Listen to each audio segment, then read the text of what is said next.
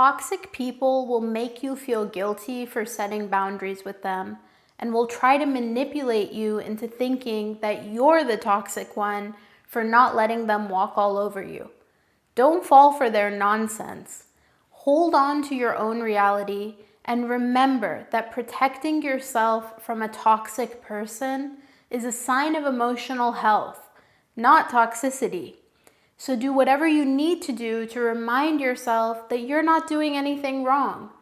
This can include talking to a therapist or even just a trusted friend who can objectively bear witness to the situation and remind you what you needed protection from in the first place. Now, if you don't have a friend who can do this for you, you can even just keep a journal where you write down in detail what bad behavior is happening in the relationship and how you're responding to it.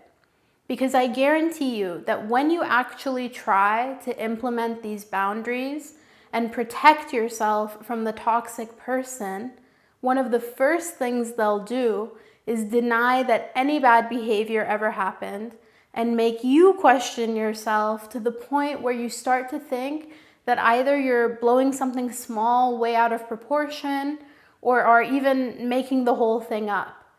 That's why it's so important to have a consistent record of what actually happened, either through a journal or a person in your life. Because when you start to question yourself, these touchstones can bring you back to reality and remind you what actually happened.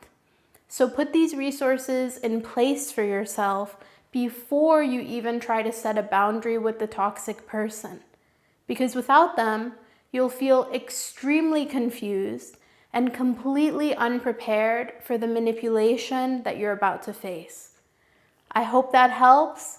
Check out my YouTube channel for more tips on how to build better relationships. Thanks again.